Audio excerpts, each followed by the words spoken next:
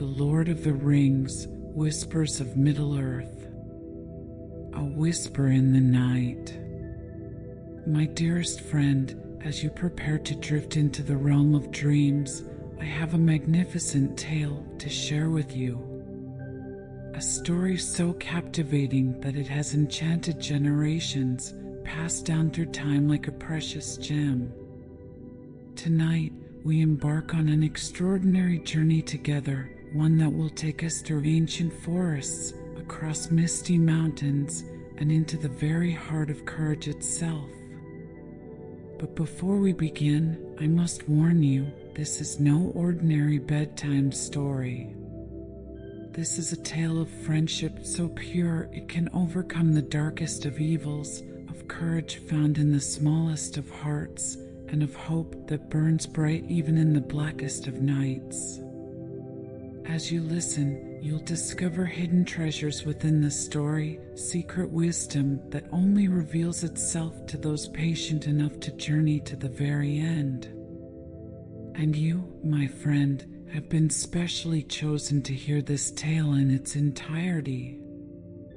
For in you, I see the same spirit that drove our heroes forward, the curiosity to explore, the wisdom to listen, and the courage to dream big dreams.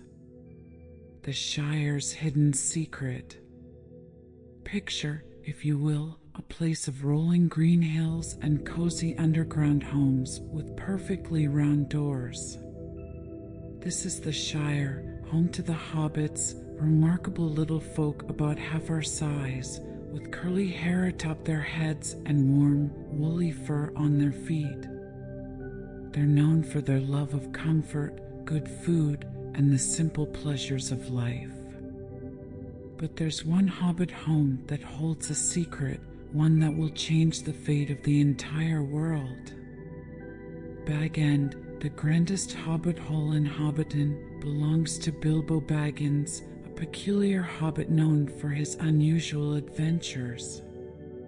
Tonight, on his 111th birthday, Bilbo is preparing for one last disappearing act.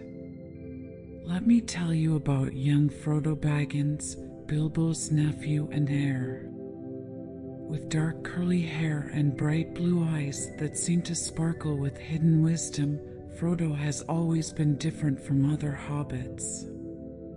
He dreams of adventures while others dream of second breakfast. He reads ancient elvish tales while others gossip about local affairs. Little does he know that he's about to become the hero of his own tale. The birthday party that changed everything. The evening air was filled with the sound of music and laughter as hundreds of lanterns twinkled like earthbound stars across the party field. Bilbo's birthday celebration was unlike anything the Shire had ever seen, tables groaning under the weight of countless delicacies, fireworks crafted by the mysterious wizard Gandalf painting the sky with dragons and flowers of light, and more than 100 hobbits dancing and feasting under the stars. But let me tell you about Gandalf, for he's far more than just a creator of magnificent fireworks. Tall and imposing, with a long grey beard and kind eyes that seem to hold the wisdom of ages, Gandalf has walked Middle-earth for thousands of years. His grey robes may appear travel-worn, but there's power in every thread. When he laughs, you can't help but join in, but when his eyes turn stern, even the bravest warrior might think twice about crossing him. As the party reached its peak, Bilbo stood to give his speech. "My dear Bagginses and Boffins," he began, his eyes twinkling with mischief, tooks and brandybucks, grubs, chubs, hornblowers, bulgers, bracegirdles, and proudfoots. What happened next would be talked about in the Shire for years to come. In the middle of his speech, Bilbo reached into his pocket and poof, he vanished into thin air. The gathered hobbits gasped in shock, but none was more concerned than Gandalf, who knew exactly what had happened. You see, dear listener, Bilbo had used his magic ring, the very same ring he had found on his own adventure many years ago. But this was no ordinary ring, as Gandalf was beginning to suspect. While the party guests were still in an uproar, the wizard made his way to Bag End, where he found Bilbo preparing to leave forever. The shadow of the past. Now, lean in close, for this is where our tale takes a darker turn. In Bilbo's study, with the ring lying innocent and golden on the floor, Gandalf revealed its true nature. This simple band of gold was the One Ring, forged by the Dark Lord Sauron himself in the fires of Mount Doom. In it, he poured his cruelty, his malice, and his will to dominate all life. Let me paint you a picture of Sauron, though it might give you shivers. Imagine a presence so dark that even speaking of it makes shadows seem deeper. In ages past, he wasn't always evil. He was once a great being of power and knowledge. But pride and the desire for control corrupted him, turning him into the Dark Lord who nearly conquered all of Middle-earth. As Gandalf explained the ring's history to Frodo, the night grew darker outside Bag End's windows. The wizard told of the last alliance of elves and men, of how Isildur cut the ring from Sauron's hand with the shards of his father's sword, and of how the ring betrayed Isildur to his death, only to be lost for thousands of years until it found its way to Gollum and then to Bilbo. Here's a secret, dear listener. Pay close attention to Frodo's reaction in this moment, for it shows us something special about him.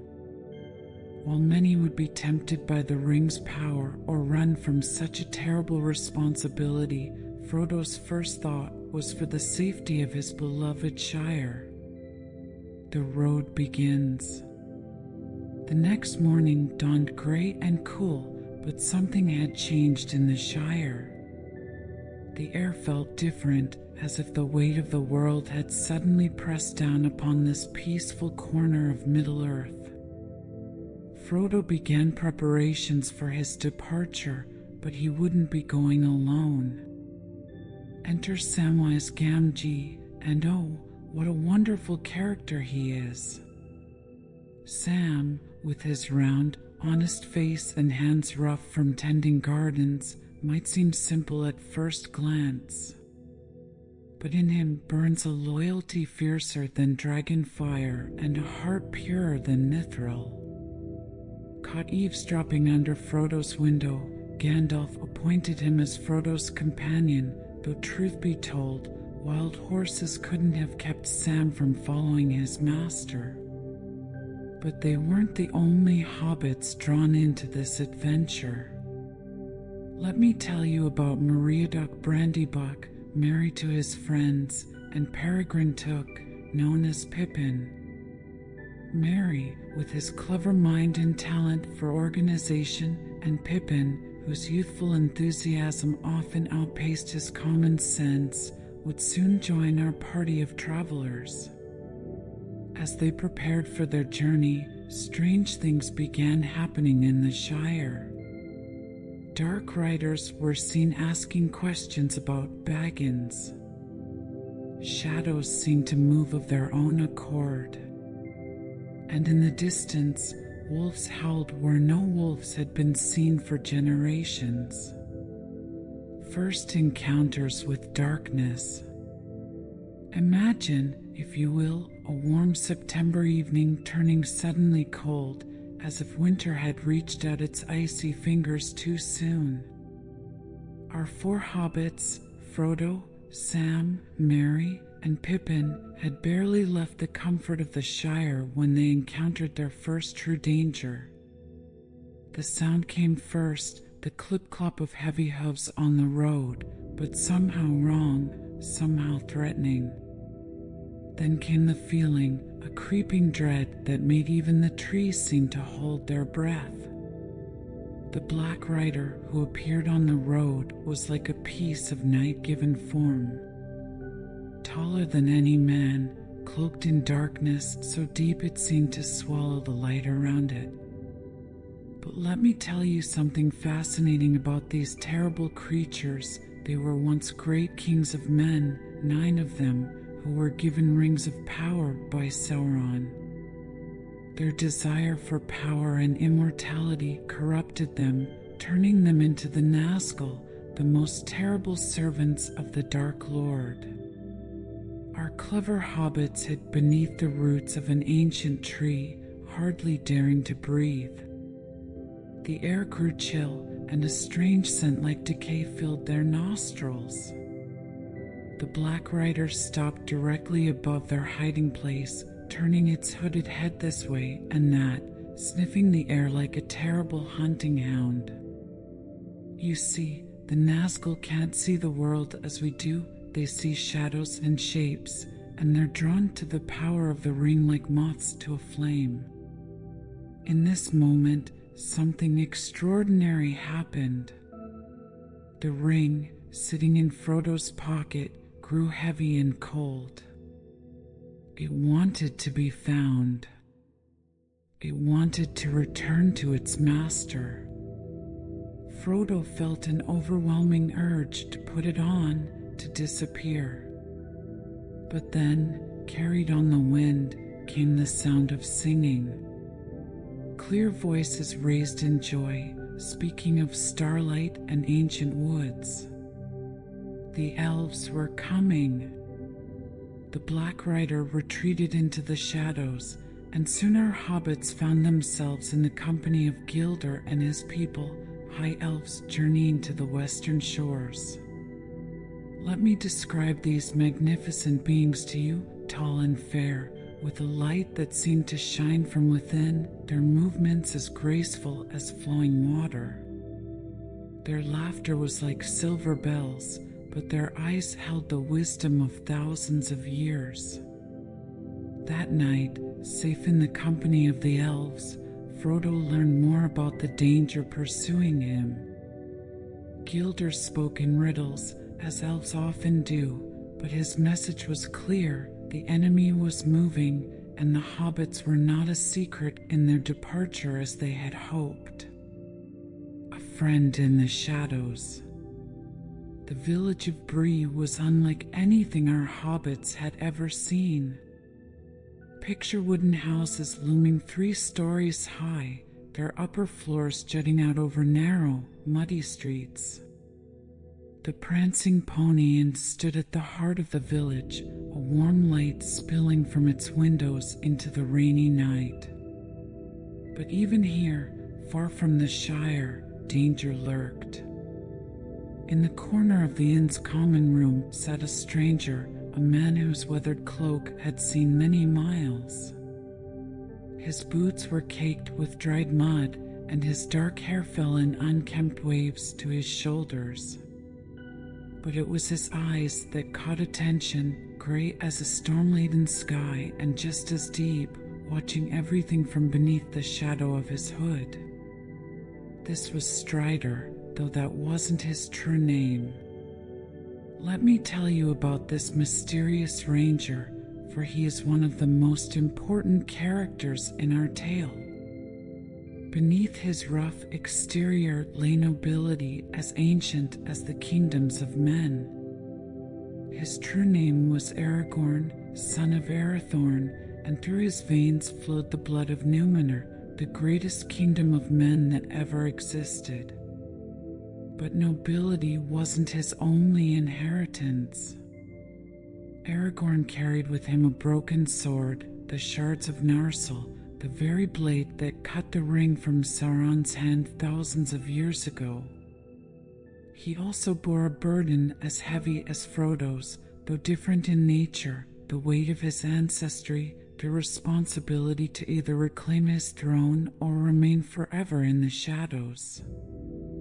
That evening in the prancing pony turned dangerous when Pippin, having enjoyed perhaps too much of the inn's excellent beer, began telling stories about Bilbo's birthday party. Frodo, in an attempt to distract attention, jumped onto a table and began to sing a silly song. But in his enthusiasm, he slipped, and as he fell, something golden flew into the air. The ring, seeking its chance, slipped onto Frodo's finger as he crashed to the floor. The entire common room gasped as Frodo vanished into thin air. But worse than the startled reactions of the patrons was what Frodo experienced while wearing the ring. The world became gray and shadowy, and in the distance he could feel something terrible, a great eye wreathed in flame, searching, always searching. Later that night, safe in a private parlor with Strider, our hobbits learned more about their peril. The ranger revealed that the Black Riders had been seen in Bree, and worse, they knew exactly where the hobbits were staying. But Strider had a plan. He would lead them through the wilderness to Rivendell, home of Elrond Half-Elven, where they might find safety and counsel. The race to Rivendell. The journey through the wilderness was unlike anything our hobbits had experienced before. Strider led them through ancient woods where the trees whispered secrets in forgotten tongues, across rolling hills that seemed to shift and change in the mist, and through marshlands where mysterious lights danced in the darkness, the legendary Midgewater marshes, where even the insects seemed to have a personal vendetta against travelers.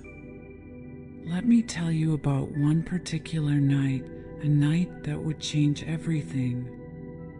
They had made camp on the ancient hill of Weathertop, once a mighty watchtower of the kingdom of Arnor. Imagine a great crown of stone, weathered by countless years, its broken walls reaching toward the sky like grasping fingers. Here, Strider shared with them tales of the First Age, of Búrin and Luthien, whose love was so powerful it changed the fate of the world. But darkness was approaching. As night fell, they saw them, 5 Black Riders, moving up the hill like shadows given form. The air grew cold, and an unnatural fear gripped their hearts. Frodo felt the ring growing heavier, calling to its servants. The hobbits huddled together on the summit, armed with nothing but small swords and desperate courage. What happened next was both terrible and magnificent. The Nazgul approached, drawing ancient blades that seemed to glow with a sickly light. Their leader, the Witch King of Angmar, was taller than the others, wearing a crown of cruel iron on his unseen head. In that moment of terror, something extraordinary happened within Frodo. The same courage that had led Bilbo to face a dragon stirred in his heart. But courage alone was not enough. When the Witch King struck, his blade found its mark. The wound he inflicted was more than physical. It was a spiritual poison that began slowly turning Frodo into a wraith like them. This is where Sam's true devotion showed itself. For 6 days, he barely slept, barely ate, keeping constant watch over his master as they raced toward Rivendell. The journey became a desperate chase. Behind them, the 9 Black Riders pursued relentlessly. Ahead lay their only hope, the Ford of Bruinen, the entrance to the Valley of Rivendell. Through forests and over hills they traveled, each mile a battle against time as Frodo grew weaker. Enter Glorfindel, an elf lord of incredible power and beauty. His mere presence caused the shadows to retreat, and his horse, Asfaloth, was swift as the wind itself. In this dire moment, he placed Frodo upon his steed and bid him ride for Rivendell. What followed was a chase that would become legend, 9 black riders pursuing a single hobbit on a white horse, racing toward the ford. At the ford of Bruinen, ancient magic awakened. As the black riders entered the water to seize their prey, the river itself rose up in fury. Great waves took the form of white horses with manes of foam, sweeping away the Nazgul in a display of power that showed the true strength of the elves' domain. The House of Elrond. Rivendell, the last homely house east of the sea, was everything the stories said and more. Imagine a valley of extraordinary beauty where autumn and spring seem to dwell together in perfect harmony. The houses appeared to have grown from the very cliffs, their architecture so perfect it brought tears to the eye. Waterfalls cascaded down the valley walls, their music blending with the sound of elvish voices raised in songs so beautiful they could break your heart. Here, Frodo found healing under the skilled hands of Elrond half-elven himself. Let me tell you about Elrond, for he is one of the most remarkable beings in all of Middle-earth. In his face, you could see both the wisdom of ages and the freshness of spring. His eyes had witnessed the rise and fall of kingdoms, the great battles of the Second Age, and the waning of his people's power in Middle-earth.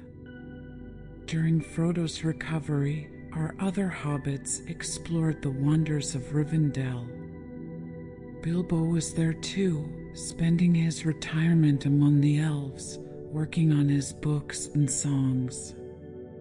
Sam discovered the gardens, which held plants from every corner of Middle-earth, tended by elves who had sung to these growing things since the First Age. But perhaps the most remarkable thing in Rivendell was its Hall of Fire, where tales and songs never ceased.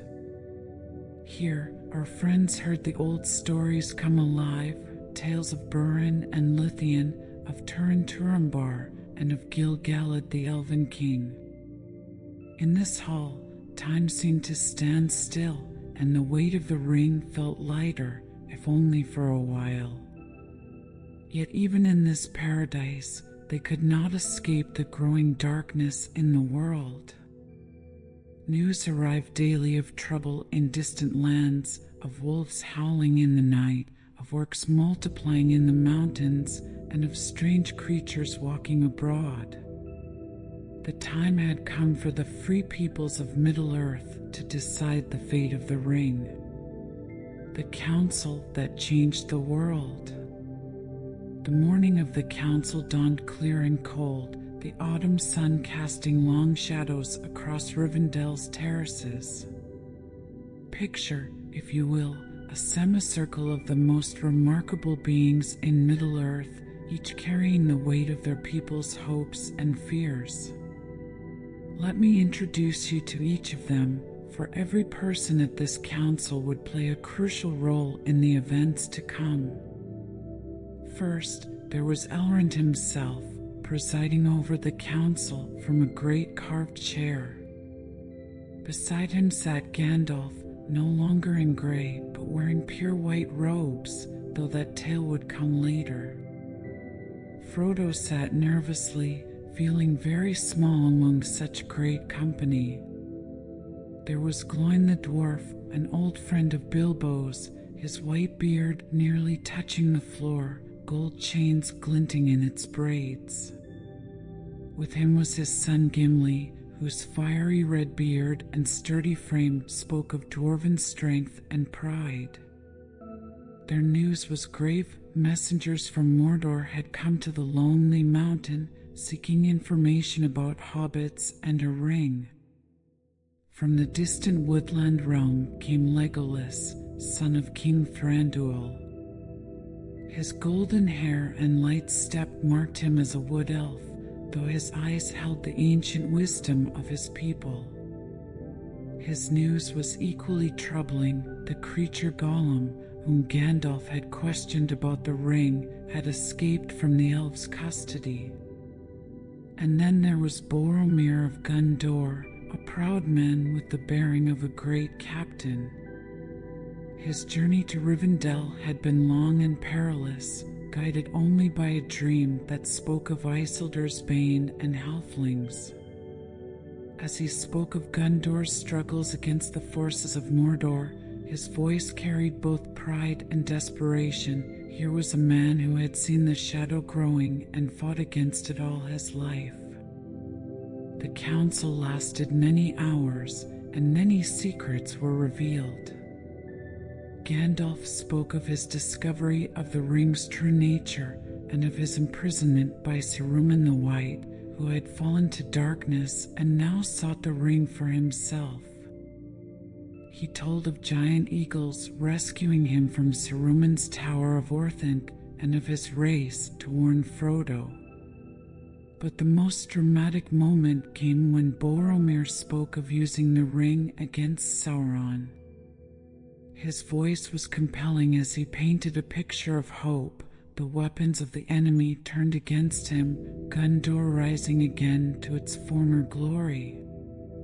Yet Elrond and Gandalf quickly crushed this hope, explaining that the ring would corrupt any who tried to wield it, no matter their intentions. As voices rose in debate about the ring's fate, Frodo felt its weight grow heavier. Finally, in a moment of silence, his small voice rang out, "I will take the ring to Mordor, though I do not know the way." The silence that followed was profound. Gandalf's face showed both pride and sorrow as he pledged to help Frodo on this quest. The Fellowship forms. The choosing of the Fellowship was not a simple matter. 9 walkers were needed to match the 9 riders, but who would dare such a journey? One by one, they stepped forward. Sam, who had been hiding in the bushes, refused to be left behind, his loyalty to Frodo unshakable. Merry and Pippin, when threatened with being tied in sacks to prevent them from following, demonstrated such determination that Gandalf himself laughed and agreed they should come. Let me tell you about the preparations, for they were extensive and fascinating. The forges of Rivendell rang with the sound of elvish smiths repairing ancient blades. Frodo's sword, Sting, inherited from Bilbo, was polished until it gleamed like starlight. The blade would glow blue in the presence of orcs, a gift that would prove invaluable in the dark days to come. Each member of the Fellowship received gifts suited to their needs. Special attention was paid to their gear, light but warm cloaks, lumbus bread that could keep a traveler going for days with a single bite, and ropes crafted by the elves that seemed to have a mind of their own. During these days of preparation, bonds began to form between the unlikely companions. Legolas and Gimli, despite the ancient mistrust between elves and dwarves, found themselves sharing stories of their people's crafts. Boromir began teaching Merry and Pippin swordplay, his stern demeanor softening as he worked with the enthusiastic hobbits. But most remarkable was the change in Aragorn. In Rivendell, his true nature could not be hidden. Here dwelt Arwen Evenstar, daughter of Elrond, whose love for Aragorn was as deep as the sea. Their tale was one of both joy and sorrow, for Arwen had chosen a mortal life to be with him, forsaking her immortality for love. The night before their departure, a feast was held in the Hall of Fire. Bilbo presented Frodo with his old mithril shirt, a mail coat of incredible lightness and strength, worth more than the entire Shire. Then the old hobbit sang a song he had composed about Arendelle the mariner, whose star would guide them in the dark days ahead. As our companions retired to their rooms that night, each felt the weight of what was to come. Tomorrow they would leave the safety of Rivendell and step into a world growing darker by the day. Yet in their hearts burned a light of hope, for they carried with them the blessing of the elves and the friendship of true companions. The mountain's fury.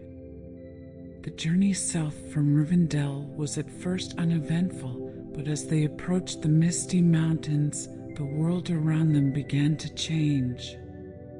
Let me paint you a picture of Caradhras, the Cruel, a mountain so tall its peak was forever shrouded in clouds, its slopes painted red as if with blood. The ancient dwarves called it the Red Horn, and they spoke of it with respect and fear, for even the master delvers of the deep knew its malice. As they began their ascent, the fellowship found themselves walking through increasingly deep snow. Boromir and Aragorn took turns breaking a path, their strength proving invaluable. But there was something unnatural about this storm, dear listener. The wind seemed to have a voice, whispering words in ancient, forgotten tongues. Gandalf, his beard crusted with ice, shared tales of the mountain's history as they climbed. He spoke of how Caradhras was one of the 3 peaks under which the dwarves built their greatest kingdom, Khazad-dûm. But the mountain had never been friendly to travelers, and now it seemed determined to stop them entirely.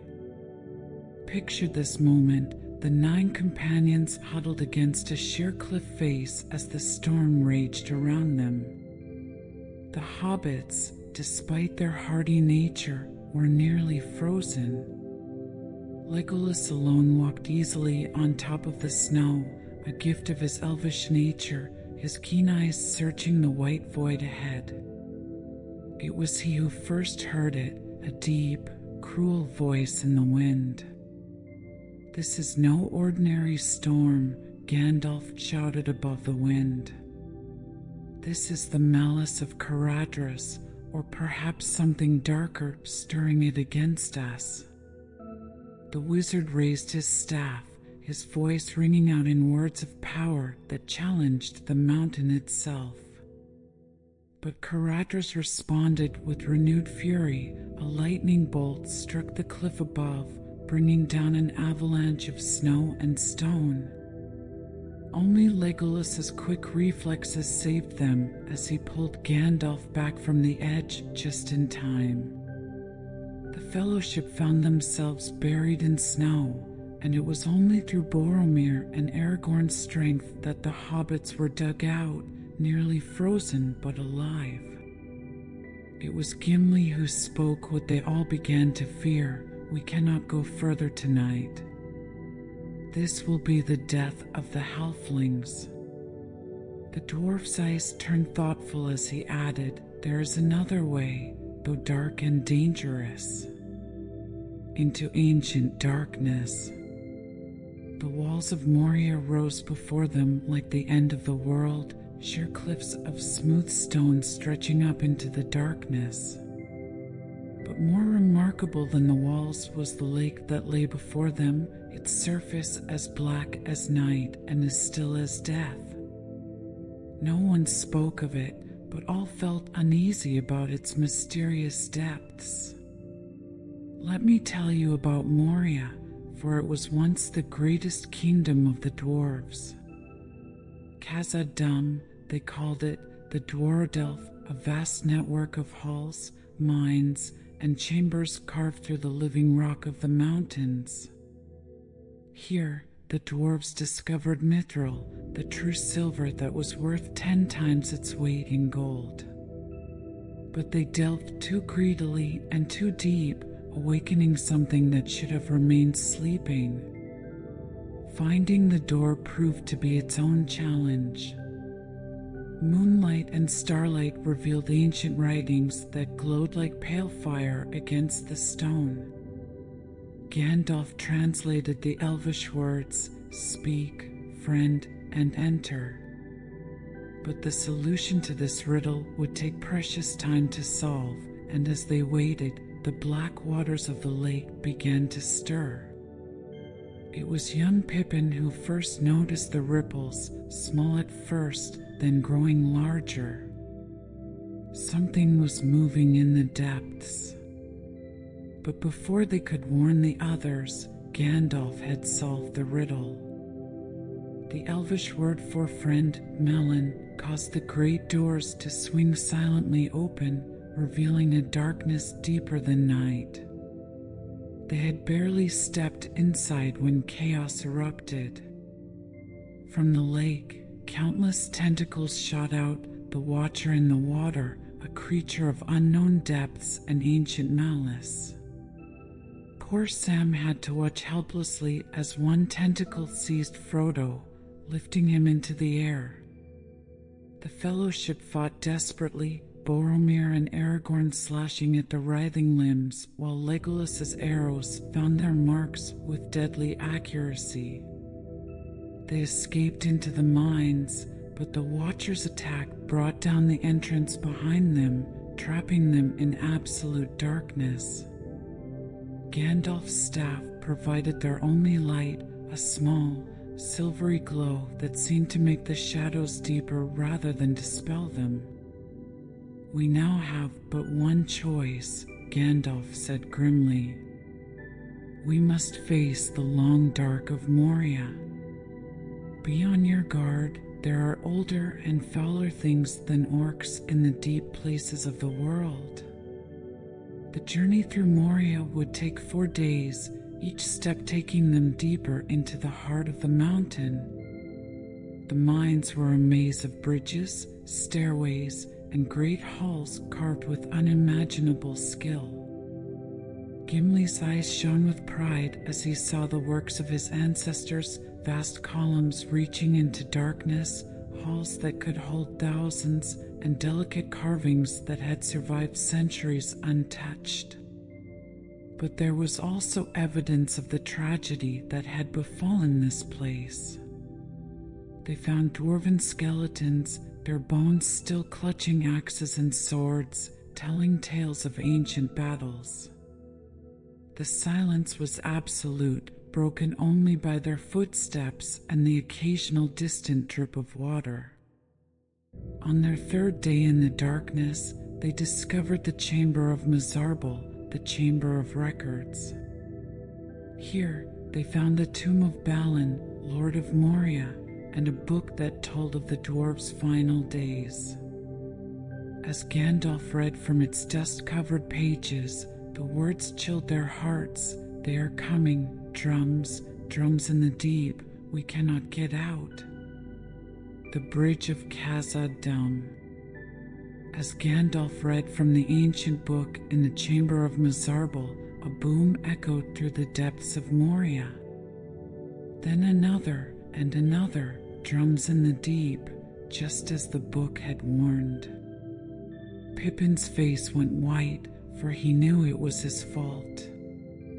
Moments earlier, his curiosity had gotten the better of him, and he had accidentally knocked a skeleton down a well, creating a racket that seemed to wake the very mountain. The drums grew louder, and with them came harsh cries and the sound of many feet. "Orcs!" Legolas cried, his keen ears recognizing the sound. Boromir rushed to the door and barely pulled his head back in time as 2 black arrows thudded into the wood. Let me tell you about what happened next, for it was both terrible and magnificent. The Fellowship prepared for battle, each according to their nature. Aragorn and Boromir barred the ancient door with broken weapons, while Legolas readied his bow. The hobbits drew their small swords, which now glowed blue in the presence of orcs. Even Gandalf's sword, Glamdring gleamed with a cold light. The battle that followed was fierce but brief. When the doors burst open, they faced not just orcs, but a cave troll, a massive, gray-skinned monster that could crush a warrior with a single blow. The troll's chain swung like a deadly serpent, but the fellowship fought as one. Legolas's arrows found their mark in the creature's thick hide, while Boromir and Aragorn protected the hobbits. But it was Frodo who faced the greatest danger. The troll's spear caught him in the chest, and for a moment all thought him dead. Only later would they discover the mithril coat that saved his life, Bilbo's last gift proving its worth beyond measure. They fled through dark halls, but their troubles were far from over. Behind them came a new threat, a red glow that turned the shadows into dancing demons. Gandalf's face grew grave as he recognized what pursued them. "A Balrog," he said, his voice heavy with dread. "A demon of the ancient world. This foe is beyond any of you. Run." Their flight led them to the bridge of Khazad-dûm, a narrow span across an immeasurable chasm. Picture it, dear listener, a bridge no wider than a man's stride, with no rails or supports, stretching across a void so deep that its bottom was lost in shadow. One by one, they crossed, with Gandalf taking the rear guard. Then it appeared, the Balrog of Morgoth. Imagine a creature of shadow and flame, twice the height of a man, with wings of darkness and eyes like wells of fire. In one hand it held a blade of flame, in the other a whip of many thongs that cracked with the sound of thunder. On the bridge, Gandalf stood alone. Though he seemed small and gray against such a terrible foe, he was magnificent in his defiance. "You cannot pass," he thundered, his staff blazing with white light. "I am a servant of the secret fire, wielder of the flame of Aenir. The dark fire will not avail you, flame of Udin." The Balrog's fiery sword crashed down, only to be shattered by Gandalf's blade. But as the demon fell, its whip lashed up, catching Gandalf's ankle and pulling him down. The wizard had time for only a few last words, "Fly, you fools," before he fell into the abyss. The Golden Wood. The Fellowship fled from Moria in shock and sorrow, the sunlight painful to their eyes after so long in darkness. Aragorn led them toward Lothlorien, the forest realm of the elves, though grief made every step a burden. The hobbits wept openly, while Boromir had to carry a distraught Gimli, who had lost not only Gandalf, but the hope of finding his kin in Moria. Lothlorien was unlike any forest they had ever seen. The trees were immensely tall, their bark silver gray, their leaves a soft gold even in winter. The very air seemed to shimmer with an ancient magic. Here dwelt the Galadrim, the tree elves, led by the Lady Galadriel and Lord Celeborn. Let me describe Galadriel, for she was one of the most remarkable beings in Middle-earth. Her hair was deep gold, catching light like the nets of Varda catching starlight. Her eyes held the wisdom of ages, having seen the light of the two trees in Valinor before the sun and moon were made. When she looked at each member of the Fellowship, it seemed she could see into their very souls. The elves gave them refuge in a platform high in the trees, a talon, they called it. That night, they heard the elves singing laments for Gandalf in their beautiful, sorrowful language. Legolas wouldn't translate the words, saying his heart was too full of grief, but the melody itself brought both tears and comfort. During their stay, each member of the Fellowship had a moment alone with Galadriel, who showed them visions in her mirror, a silver basin filled with water that revealed things that were, things that are, and things that yet may be. Sam saw the Shire being industrialized and destroyed, while Frodo glimpsed the Eye of Sauron itself. The Great River. Let me tell you about the River Anduin, dear dreamer, for it was unlike any river you've seen before. Picture waters so vast that birds could barely fly from one shore to the other, flowing between ancient cliffs carved with the faces of long-forgotten kings. The Fellowship traveled in 3 elegant elvish boats, gifts from the people of Lothlorien, each one gray as a ripple on twilight waters.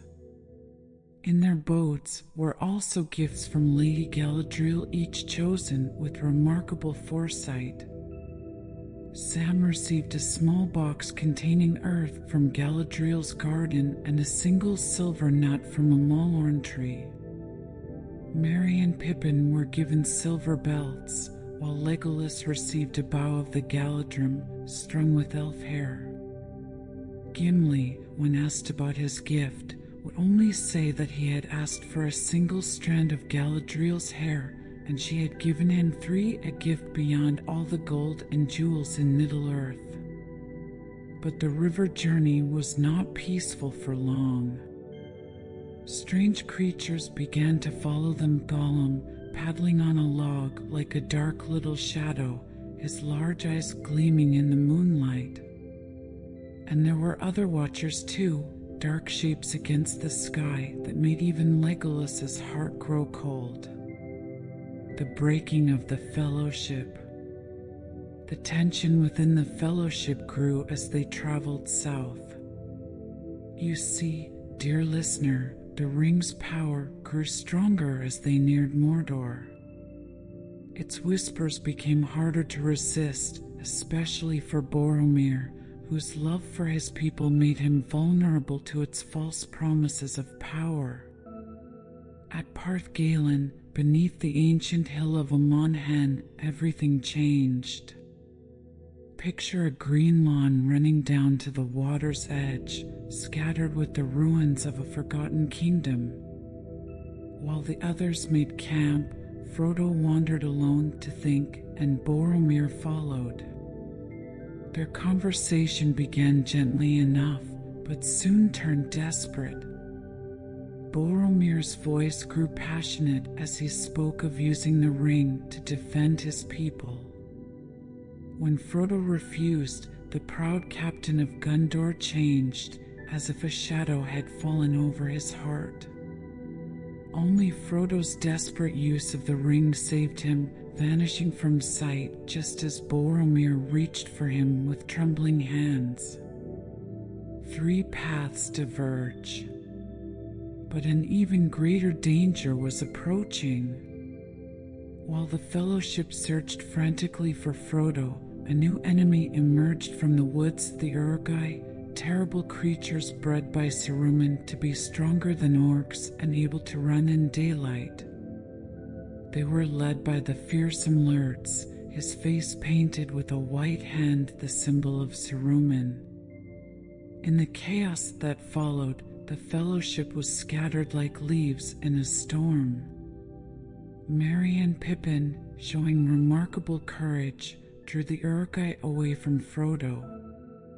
Boromir, hearing their cries, found his redemption in a last, desperate stand to defend them. 3 times his great horn blew, calling for aid, before he fell beneath a rain of black-fletched arrows. The hunters and the hunted.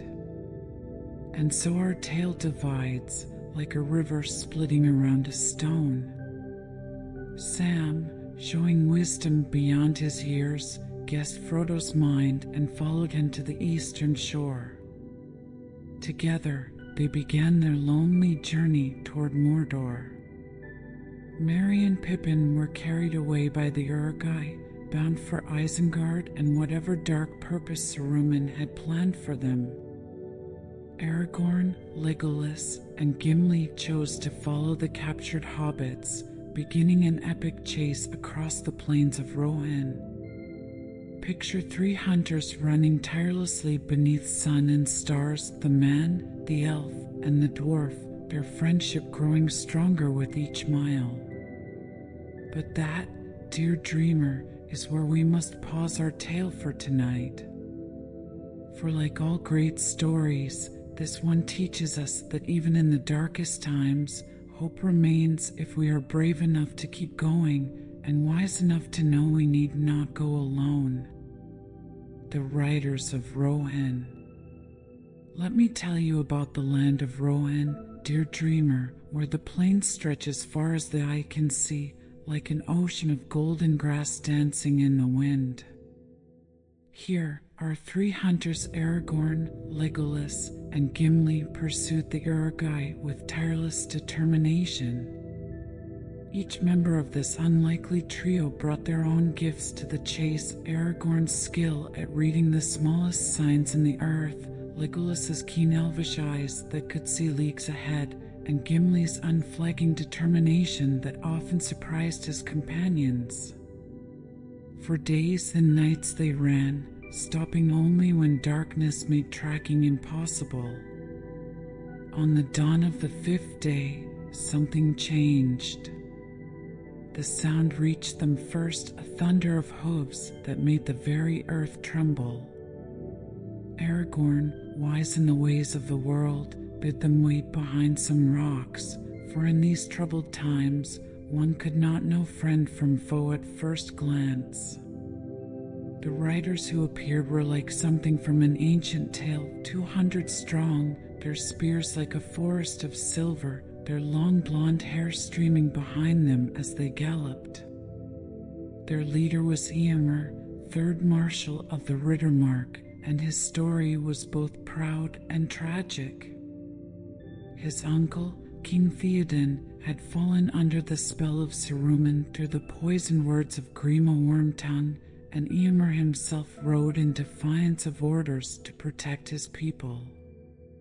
Picture this moment, dear listener, 3 hunters standing before a ring of mounted warriors, spears pointed at their hearts, yet fear was not in their eyes. When Eomer challenged them, Aragorn stood tall and spoke words that would become legend. I am Aragorn, son of Arathorn, and am called Elisar, the Elfstone, Dunedain, heir of Isildur Elendil, son of Gondor. Here is the sword that was broken and is forged again. The forest awakens. While our hunters took borrowed horses and rode toward the smoking remains of an orc camp, let me tell you about what happened to Merry and Pippin. Their tale is one of remarkable courage and the most unexpected of rescues, for sometimes help comes from the most ancient and surprising sources. The 2 hobbits had managed to escape during a fight between the Uruk-hai and the Riders of Rohan, fleeing into Fangorn Forest. Now, dear dreamer, this was no ordinary forest. Imagine trees so old they remembered the first acorn, so tall they seemed to hold up the sky itself. The very air was thick with watchfulness, and the branches creaked and groaned like old bones stretching. It was here they met Treebeard, and oh, what a remarkable creature he was. Picture, if you will, a being like a tree that had decided to become a person, or perhaps a person who had lived so long among trees that he had become one. His eyes were like deep wells filled with memories, his voice like ancient wood creaking in a strong wind. He was an Ent, a shepherd of the forest, and he was about to teach our hobbits that even the most patient creatures can be roused to terrible anger when pushed too far. Rum, young hasty folk, Treebeard rumbled, his words as slow and deliberate as the growing of roots. You make me think of something that has been forgotten. And so began one of the most unexpected chapters in our tale, for the hobbits had stumbled into events that would shake the very foundations of Isengard. The White Rider returns. Meanwhile, in another part of Fangorn, our three hunters were about to experience something miraculous. Following tracks that made no sense, hobbit prints leading to bare feet, then vanishing altogether, they encountered a figure that filled them with both wonder and dread, an old man, clothed all in white, whose power seemed to fill the ancient forest. At first, they feared it was Saruman, but as the light dimmed, joy beyond imagining filled their hearts. For there stood Gandalf, no longer the Grey, but the White, returned from shadow and flame more powerful than before. Let me tell you of his battle with the Balrog, dear listener, for it was a duel unlike any other in the history of Middle-earth. Through fire and water I pursued the Balrog, Gandalf told them. From the lowest dungeon to the highest peak I fought him, until at last I threw down my enemy and smote his ruin upon the mountainside. Then darkness took me, and I strayed out of thought and time. But I was sent back until my task is done. His return brought new hope, but also urgent news. For while they had been chasing the Uruk-hai, greater events were unfolding. Theoden King needed to be freed from Saruman's influence, and war was coming to Rohan. The pieces are moving, Gandalf said, his eyes distant with thought. The board is set. Now we must play our part with wisdom and speed. Shadows in the dark. But what of Frodo and Sam, you ask? Ah, their path was the darkest and most dangerous of all. Let me paint you a picture of their journey through the Eamon, a maze of razor-sharp rocks and deep crevices, where every step could mean a deadly fall. The air itself seemed to grow thicker as they drew closer to Mordor, and the ring grew heavier with each passing mile. And they were not alone. Gollum, that pitiful creature who had once been something like a hobbit, had been following them since the river. Picture him, if you dare, thin as a shadow, with large, luminous eyes that glowed like pale lamps in the dark. His movements were spider-like, his voice a strange argument with himself, for the ring had split his very soul in two. One rainy night, they finally caught him. But what happened next showed the true greatness of Frodo's heart. Instead of treating Gollum with the cruelty he might have deserved, Frodo showed mercy. You will lead us to the Black Gate, he commanded, binding Gollum with an oath sworn on the ring itself. And so their strangest companion joined them, leading them through secret ways toward Mordor. Sam watched all this with growing concern, for he trusted Gollum not at all. But he trusted in his master's wisdom, and more importantly, in the goodness of his heart. For even in the deepest darkness, Frodo remembered what Gandalf had told him about pity and mercy, how even the wise cannot see all ends. The heart of Rohan. Back in Rohan, events were moving quickly. Imagine Meduseld, the golden hall of Theoden King, its roof gleaming like pale gold in the sunlight. But inside, darkness had taken hold. The king, once proud and strong, had become like an ancient thing, bent and witless under Saruman's spell. Gandalf's confrontation with Wormtongue was like watching light battle shadow. With his staff raised high, the white wizard commanded the darkness to depart, and slowly, like ice melting in spring, the years fell away from Theoden. Color returned to his face, strength to his limbs, and wisdom to his eyes. But with his healing came terrible news. While the king had sat in darkness, orcs and wild men had been burning the Westfold. Worse still, Saruman's true army was on the move. 10,000 Urgai, bred for a single purpose, to destroy the world of men. In the face of such danger, Theoden made a fateful decision. His people would seek refuge in the ancient fortress of Helm's Deep, a place of both hope and despair in Rohan's history. Picture, if you will, a great wall of ancient stone, built by the men of Numenor in their pride and power, curving like a vast horn into the mountainside. As the people of Edoras made their way toward this last refuge, Aragorn rode beside Eowyn, the king's niece, and learned of her dreams of valor and her fears of a cage. For in her heart burned a fire as bright as any warrior's, though custom and duty had kept her bound to the role of caregiver and protector of her people. But war was coming, dear listener, a storm such as Middle-earth had not seen in an age. And before this tale reaches its end, even those who seemed least likely to find glory would have their chance to prove their worth in battle. The window on the west. While war brewed in Rohan, Frodo and Sam had found a guide in Gollum, though whether toward salvation or doom, none could yet say. He led them away from the Black Gate, which even he dared not approach, and spoke of another way into Mordor, a secret way. But first, their path would take them through Ithilien, the fairest province of Old Gondor. Imagine a land where ancient ruins peeked through curtains of trailing vines, where the air was sweet with herbs and flowers, and clear streams ran down from the mountains.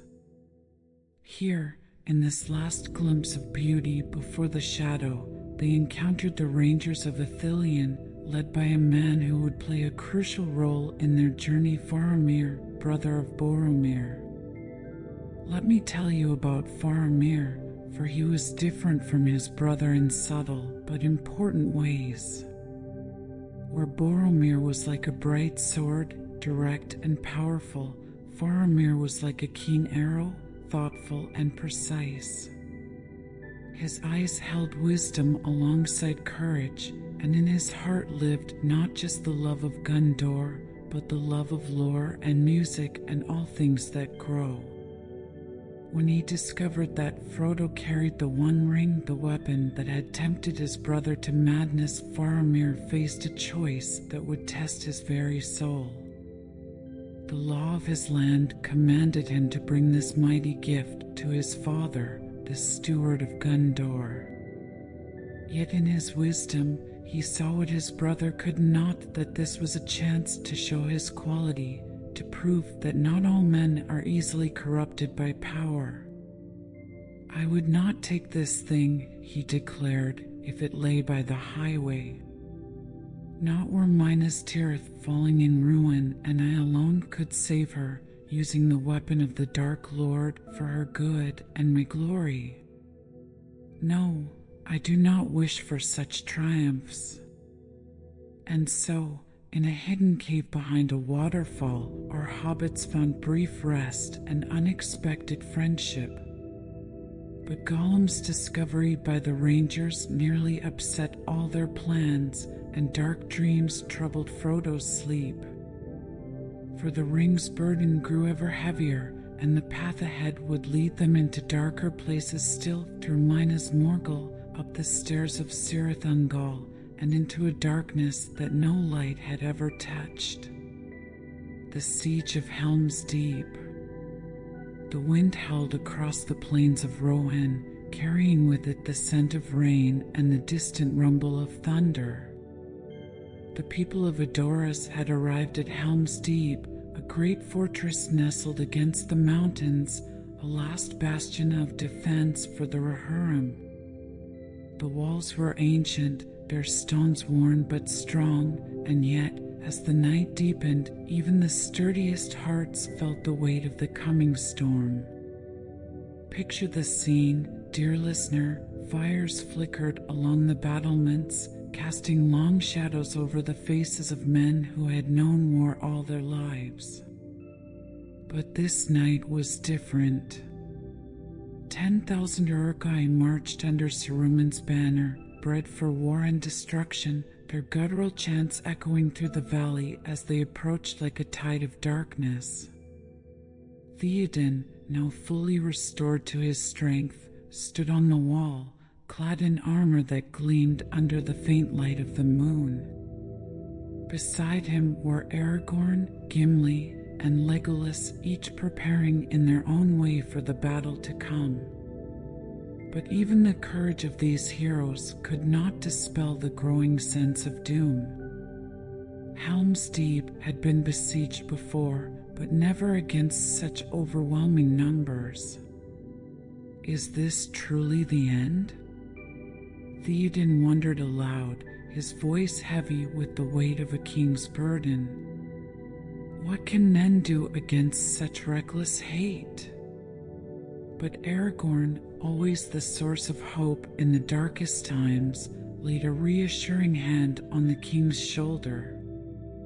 "Ride out with me," he urged. "Ride out and meet them head on. For Rohan, for your people. We will not fall this night." And so, as the first arrows flew and the deep sound of battle horns filled the air, a siege unlike any other began. The rain came just as the Uruk-hai reached the walls, a torrential downpour that turned the valley into a quagmire of mud and blood. Arrows flew, swords clashed, and the sound of war roared like the storm itself. Gimli and Legolas stood shoulder to shoulder, counting each enemy they felled with a grim camaraderie that kept their spirits alive even as the odds seemed insurmountable. But despite their bravery, the fortress was failing. The Uruk-hai had brought siege ladders, and their numbers were too great.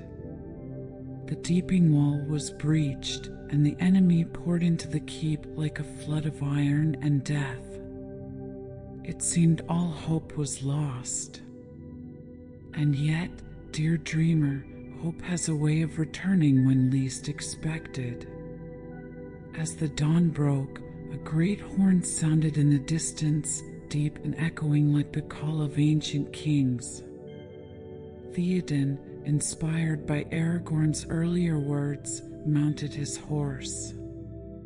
Together, they rode out from the gates in one last, desperate charge, their swords gleaming in the first rays of morning light. At that very moment, on the ridge above, Gandalf appeared, leading the riders of Rohan who had come to their aid. With him was Eomer, returned with reinforcements, their banners streaming in the wind as they swept down upon the enemy like a tidal wave of justice. The Uruk-hai, caught between the walls of Helm's Deep and the charging cavalry, faltered. In the light of day, their strength crumbled, and the forces of Saruman were broken. The road to Isengard. With victory at Helm's Deep behind them, Gandalf led Aragorn, Legolas, Gimli, and Theoden toward Isengard, the stronghold of Saruman. Imagine, if you will, the company riding through the aftermath of battle, the once green fields of Rohan now scarred by war, the skies still gray with the remnants of the storm. Their hearts were heavy, but their resolve was stronger than ever. For though they had won the battle, the war was far from over. Saruman had to be stopped. Isengard, once a place of beauty and learning, was now a fortress of industry, surrounded by tall, blackened walls and filled with the fires of war machines. But when they arrived, they found the stronghold in ruins, not from their doing, but from the most unexpected allies of all, the Ents. Yes, my friend, the slow but mighty Ents had risen from Fangorn Forest, led by Treebeard, and they had unleashed their fury on Isengard. The great towers had been toppled, the rivers diverted to flood the forges, and the orcs scattered. Saruman, once the mighty white wizard, was now trapped in his own tower, Orthanc, a prisoner of his own hubris. There, high in his black tower, Saruman was confronted by Gandalf and Theoden. But the wizard, even in defeat, was proud and defiant. His voice, once so powerful, now dripped with bitterness and spite as he tried to sway them with false promises. But Gandalf, no longer the grey but the white, was beyond Saruman's reach. In a voice that rang with authority, he broke Saruman's staff and cast him from the Order of Wizards. It was a moment of triumph, but also of sorrow, for Saruman had been a friend once, long ago, before his fall into darkness. As they left Isengard behind, there was a sense of both relief and sadness. The first great threat had been dealt with, but the shadow of Sauron still loomed over Middle-earth. The paths of the dead. After their triumph at Isengard, Aragorn, Legolas, and Gimli parted ways with Gandalf and Theoden. A great darkness still hung over the world, and the journey ahead would take Aragorn on a path that few would dare to tread. He knew that to truly stand against Sauron, he would need more than just the strength of men. He would need the power of the forgotten.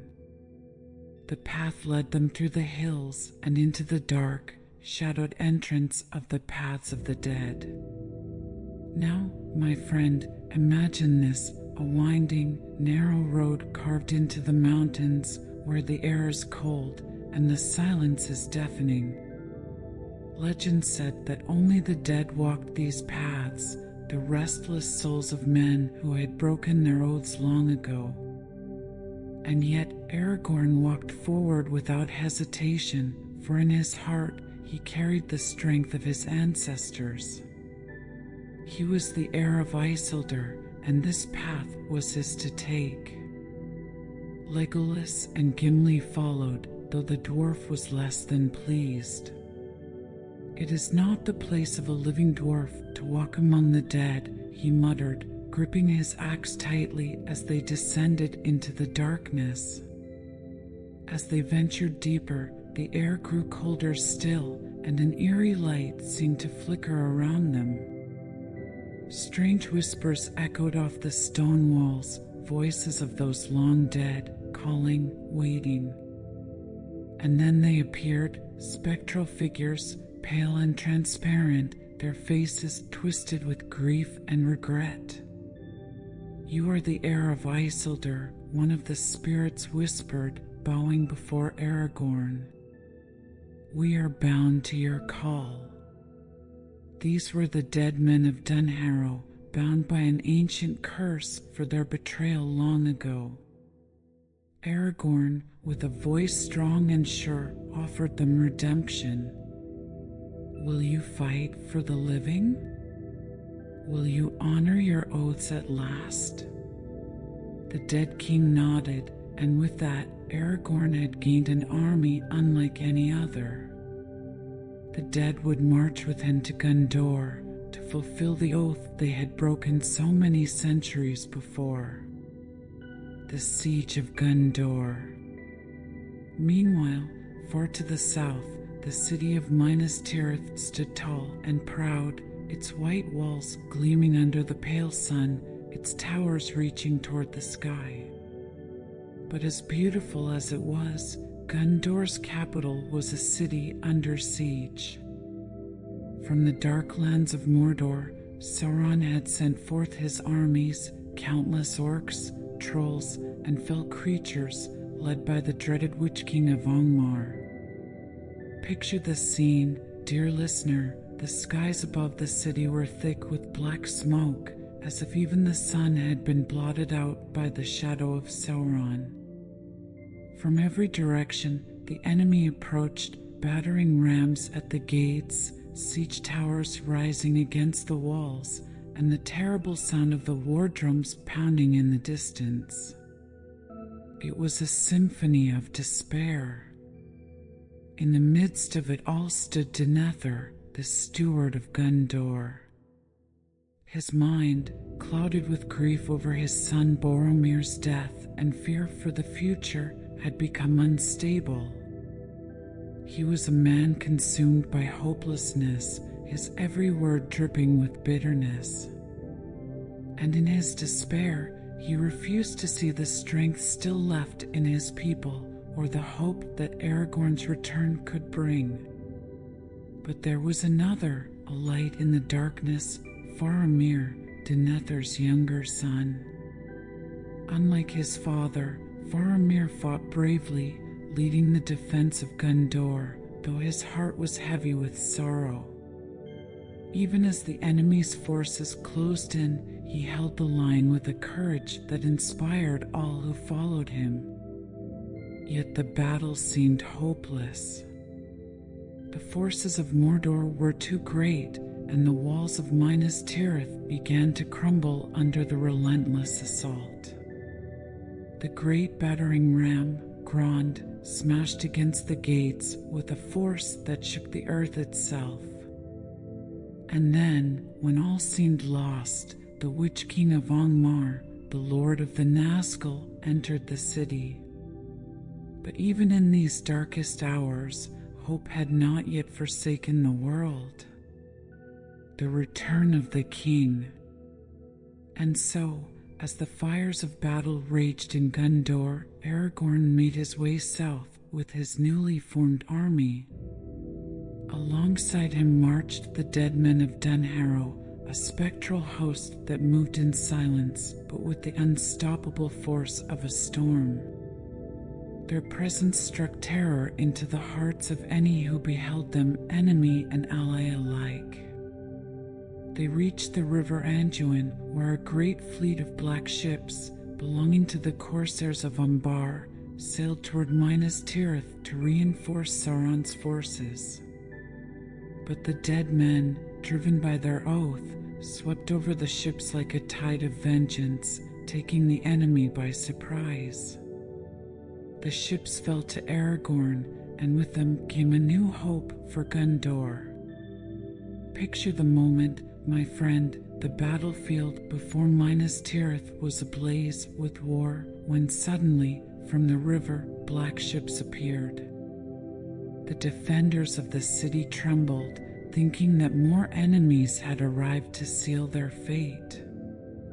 But as the ships drew near, the banners unfurled to reveal the white tree of Gondor, the sign of the rightful king.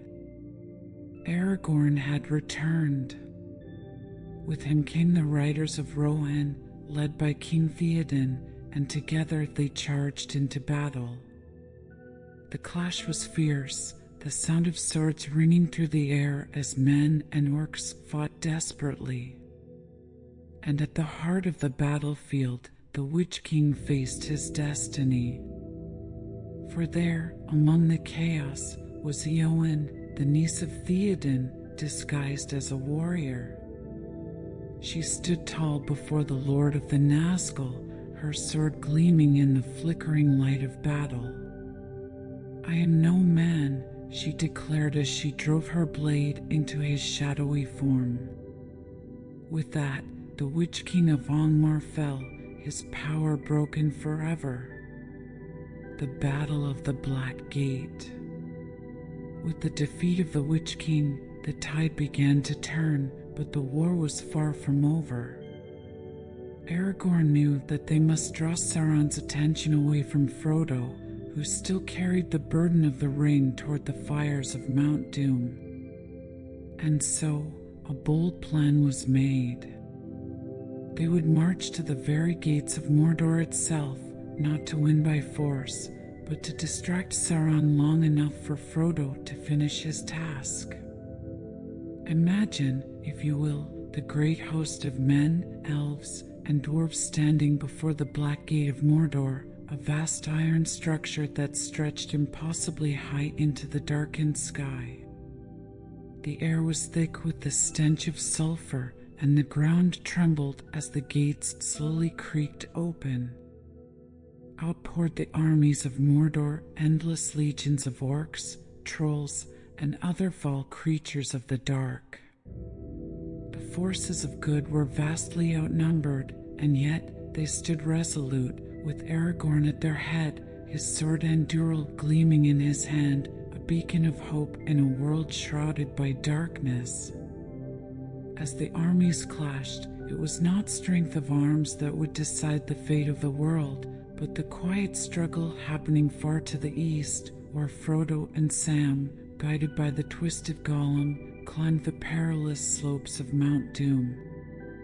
The fires of Mount Doom. Far from the battle at the Black Gate, in the desolate, ash-covered plains of Mordor, Frodo and Sam struggled onward, each step heavier than the last. The air was thick with the fumes of Mount Doom, and the ground beneath them was cracked and barren. It was as if the very land was trying to resist their passage. Now, my friend, imagine the weight on Frodo's shoulders, not just from the burden of the One Ring, but from the toll this long, harrowing journey had taken on his body and soul. His face was pale, his eyes shadowed with exhaustion, and yet he pressed on, driven by the knowledge that if he failed, all hope would be lost. Beside him, Samwise Gamgee, ever loyal and steadfast, bore his own burdens. Though he was weary, he never wavered in his devotion to Frodo. Sam, with his simple but noble heart, knew that they had come too far to turn back. In his eyes, Frodo was not just his master, but his dearest friend, and he would carry him if need be. And carry him he did. When Frodo collapsed, unable to take another step, Sam knelt beside him. "I can't carry it for you," he said softly, his voice filled with both determination and love, "but I can carry you." Lifting Frodo onto his back, Sam took on the final, most difficult leg of their journey, carrying his friend up the jagged slopes of Mount Doom. The mountain rumbled beneath their feet, and the sky above was filled with dark clouds, swirling like the breath of some great, slumbering beast. At last, they reached the very heart of the mountain, the place where the ring had been forged. The fiery chasm of Mount Doom lay before them, its molten lava swirling like a river of flame, the heat so intense it was nearly unbearable. This was the moment they had fought for, the moment to cast the ring into the fire and end Sauron's reign forever. But something terrible happened. Frodo, standing at the edge of the fiery abyss, gazed down at the ring in his hand. And in that moment, the power of the ring finally took hold of him. It was no longer a burden he wanted to cast away. It had become a part of him. The ring whispered to him, promising power, promising dominion over all. "I will not destroy it," Frodo declared, his voice strange and distant. Instead of throwing the ring into the fire, he slipped it onto his finger and vanished from sight. The weight of the world seemed to fall in that single moment as Frodo, the hero who had come so far, succumbed to the same temptation that had claimed so many before him: the fall of Gollum. But fate had one last card to play, my dear listener, and it came in the form of a creature who had been lurking in the shadows all along: Gollum. Driven mad by his desire for the ring, Gollum had followed Frodo and Sam up the mountain, waiting for his chance to reclaim his precious.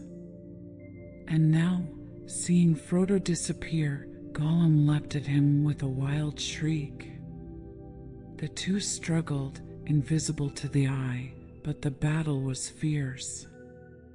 Gollum's strength, born of madness, was matched by Frodo's desperation to keep the ring. But in the end, it was Gollum's obsession that proved stronger. With a frenzied bite, Gollum tore the ring from Frodo's finger along with the very finger itself. Now in possession of the ring once more, Gollum held it aloft in triumph, his eyes gleaming with a manic joy. But in his moment of victory, he took one step too far. His footing slipped, and with a scream that echoed through the very depths of the mountain, Gollum fell into the fiery chasm, the ring clutched in his hand. As the ring sank into the molten lava, it was finally destroyed. The dark power that had held Middle-earth in its grip for so long was broken. The flames of Mount Doom roared as if in fury, and far away in the land of Mordor, the dark tower of Barad-dûr began to crumble. Sauron's spirit, tied to the ring, was undone in an instant. His great eye, which had watched over Middle-earth for so long, flickered and faded. The armies of Mordor, seeing their masters fall, scattered in fear and confusion. The war was over. A world restored. As the fires of Mount Doom raged and the mountain itself began to collapse, Sam rushed to Frodo's side, pulling him from the edge of the abyss. They had succeeded, but the cost had been great, and now they were trapped in the heart of Mordor with no way out. But just as all seemed lost, hope appeared once more. Great eagles, guided by Gandalf's wisdom, swept down from the sky, their wings carrying Frodo and Sam away from the collapsing mountain, lifting them to safety. When Frodo awoke, he found himself in a bed of soft linens, the sun shining through the windows, the sound of birds singing in the distance. He was in Ithilien, and beside him were his friends Gandalf, Aragorn, Legolas, Gimli, and, of course, Sam. The reunion was filled with joy and relief, for the ring was gone, and the darkness had been lifted from Middle-earth. But there was still much to be done. Aragorn, the rightful king, was crowned in Gondor, and the city of Minas Tirith was restored to its former glory. There, in the great white city, the people gathered to celebrate their victory. But perhaps the most touching moment came when Aragorn, newly crowned, bowed before the hobbits, those small, humble creatures who had done what no great king or warrior could: the return to the Shire. And so, dear dreamer, the time came for the hobbits to return home to the Shire. Their journey had changed them, and though the Shire remained as peaceful and beautiful as ever, the four friends, Frodo, Sam, Merry, and Pippin, could never be the same. They had seen too much, endured too much. And though the Shire welcomed them back with open arms, Frodo found that he could not settle into the quiet life he had once known. The scars of the ring weighed heavily on him, and in his heart he knew he could never truly escape its shadow. But there was peace to be found, even for Frodo. When the time was right, he sailed across the sea with Gandalf and the elves, bound for the Undying Lands, where he could find rest at last. It was a bittersweet farewell, but Frodo had earned his peace. As for Sam, he remained in the Shire, where he married Rosie Cotton and raised a family. He became a pillar of the community, respected and loved by all. And in his heart, he always remembered Frodo and the journey they had shared. The end of all things. And so, the tale of the Lord of the Rings comes to an end. The darkness was vanquished, and Middle-earth was restored to peace. But like all great stories, this one reminds us that even the smallest of us can change the course of the world. It's a tale of friendship, courage, and the enduring power of hope. As you close your eyes, dear friend, let the echoes of this story carry you into peaceful dreams. For in every great journey there is rest, and in every great battle there is a dawn that follows the night.